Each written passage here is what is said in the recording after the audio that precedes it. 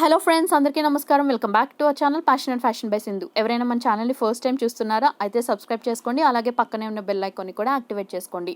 ఇవాళ నేను summer season special అయిన మామిడికాయ పచ్చడి ఇన్స్టెంట్గా ఈజీగా ఇంట్లో ఎలా ప్రిపేర్ చేసుకోవాలో చూపించబోతున్నానండి. మరి ఇంకెందుకు ఆలస్యం, రెసిపీలోకి వెళ్ళిపోదాం. ఈ రెసిపీ ప్రిపరేషన్ కోసం మేము 2 పెద్ద సైజు మామిడికాయలు తీసుకున్నామండి. మేము తీసుకున్న మామిడికాయల పేరు వచ్చేసి జలాలు. సో మేము తీసుకున్న ఈ 2 మామిడికాయలని బాగా శుభ్రంగా వాష్ చేసుకున్నామండి. ఎందుకంటే మామిడికాయలకి ఎప్పుడు కూడా కొంచెం సొనపాట అనేది ఉంటుంది. సో అదంతా రిమూవ్ అయ్యేలాగా బాగా శుభ్రంగా కడిగి ఆరబెట్టేసాం. మనం ఎప్పుడైనా రెసిపీ ప్రిపేర్ చేసేటప్పుడు పచ్చళ్ళు రెసిపీ మనం తీసుకున్న మామిడికాయలు అనేవి బాగా పచ్చిగా ఉండాలి, అలాగే మంచి గ్రీన్ కలర్లో ఉండేలాగా చూసుకోవాలి. మనం తీసుకున్న మామిడికాయలు కనుక పండిపోయినట్టయితే మనకి రెసిపీ ప్రిపరేషన్ అనేది అస్సలు కుదరదండి. అలాగే రెసిపీ కూడా మొత్తం పాడైపోతుంది. సో మనం యూజ్ చేసే మామిడికాయలు ఎప్పుడు కూడా పచ్చడికి తీసుకున్నవి బాగా పచ్చిగా ఉండేలా చూసుకోవాలి. సో ఇది ఫస్ట్ పాయింట్ అండి ఈ రెసిపీ ప్రిపరేషన్లో. సో ఆరిపోయిన ఈ మామిడికాయలకి పైన ఉన్న బుడుపు పార్ట్ ఉంటుంది కదా, సో దాన్ని నైఫ్ యూస్ చేసి రిమూవ్ చేసేసాము. అలాగే పైన ఉన్న తోలు మొత్తం కూడా పీలర్ యూస్ చేసి పీల్ ఆఫ్ చేసేసాము. ఇప్పుడు మనం తీసుకున్న ఈ 2 మామిడికాయలని క్యారెట్, కొబ్బరి ఇలా గ్రేట్ చేసుకునేది ఉంటుంది కదా, సో ఆ గ్రేటర్ హెల్ప్తో బాగా సన్నగా తురుముకుని పక్కన పెట్టేసుకున్నామండి. ఒక ప్లేట్లో కలెక్ట్ చేసుకుని పెట్టేసుకున్నాం.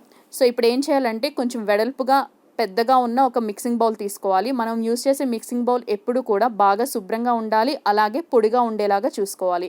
ఎందుకంటే మనకి యూస్ చేసే మిక్సింగ్ బౌల్ కానివ్వండి, స్పూన్ కానివ్వండి, అలాగే మన చెయ్యి, ఈ మూడిట్లో ఏది తడిగా ఉన్నా కూడా మనకి రెసిపీ ప్రిపరేషన్ అనేది మొత్తం పాడైపోతుంది. అంటే పచ్చడి అనేది ఎక్కువ రోజు నిలువ ఉండదు, బూజు పట్టేస్తుంది. సో ఈ మిక్సింగ్ బౌల్లోకి మనం తీసుకున్న ఈ 2 మామిడికాయల నుంచి ఇచ్చిన తురుము మొత్తాన్ని యాడ్ చేసేసామండి.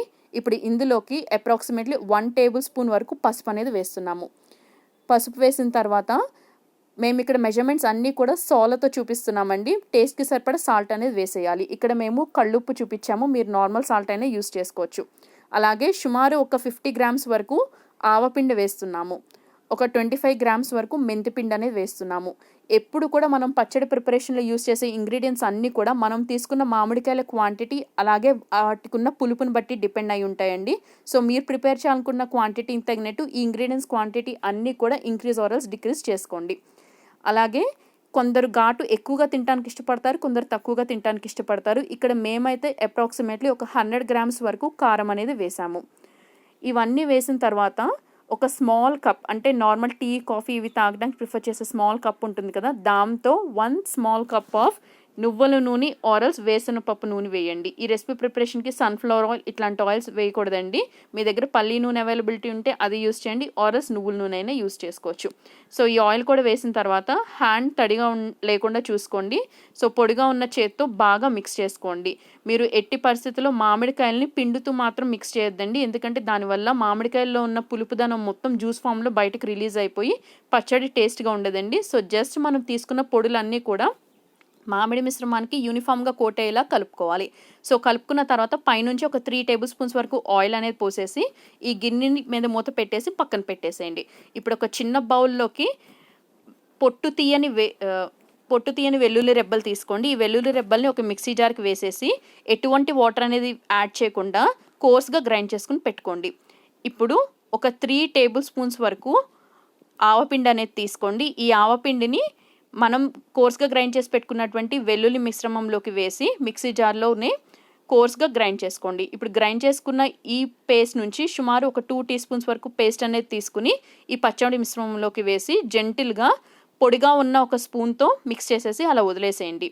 ఈ పచ్చడి ప్రిపరేషన్ అనేది మనకి 1 డే తర్వాత కంప్లీట్ అవుతుందండి. అంటే ఇలా మనం మిక్స్ చేసుకున్న తర్వాత మూత అనేది పెట్టేసి 1 డే పాటు కంప్లీట్గా రెస్టింగ్ టైం అనేది ఇచ్చేసేయాలి. 1 డే తర్వాత మనం ఒకసారి పచ్చడిని మొత్తం బాగా కలుపుకుని మనం వేసిన పదార్థాలు అన్నీ సరిపోయినాయా లేవా, అంటే ఉప్పు, కారం ఇలాంటి ఫ్లేవర్స్ అన్నీ కూడా ఈక్వల్ బ్యాలెన్స్డ్గా ఉన్నాయో లేవో చూసుకుని, సరిపోకపోతే అడిషనల్గా కొంచెం యాడ్ చేసుకుని పొడిగా ఉన్న ఒక గ్లాస్ జార్లోకి ట్రాన్స్ఫర్ చేసుకుని ఫ్రిడ్జ్లో స్టోర్ చేసుకుంటే 2 మంత్స్ పాటు చాలా ఫ్రెష్గా ఉంటుందండి. ఈ రెసిపీని మనం బ్రేక్ఫాస్ట్ అన్ని రెసిపీస్లోకి సర్వ్ చేసుకోవచ్చు. చాలా చాలా బాగుంటుంది. ఈ రెసిపీ నచ్చితే మర్చిపోకుండా ఈ వీడియోకి ఒక లైక్ ఇచ్చి మీ ఫ్రెండ్స్ అండ్ రిలేటివ్స్తో షేర్ చేయండి.